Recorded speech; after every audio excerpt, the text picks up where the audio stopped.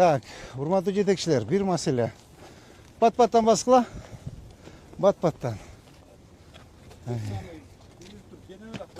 Кенен болуп алгыла. Так. Азыр урматтуу журналисттер, урматтуу жетекчилер, тетиги азыр көрүп чыккан базар ал Келечек базары. Келечек базары.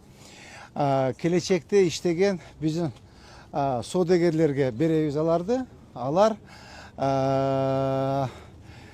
эмедалары жеке менчиктелардыкы. Менчиктер полностью. Жеке менчик. Ошондо ал жерге 815 квадраттан 15 квадраттан 810 точка и 7 квадраттан 516 точка. Ошондо ошол базар менен бизде келечектин маселеси жабылат. Келечектин жана башка жеке менчик базарларын баарысы. Так, эми мо эме боюнча, открытие боюнчачы мында грандиозный кылып ачсак деп атам да, грандиозный кылып.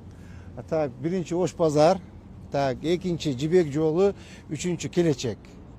Сонун кылып бул эми мына Ош базар Камчы Кылычбаевдин идеясы болгондо көчүргөнүчү. Эгер ошо кишини сурансак, келип ачып бериңиз деп.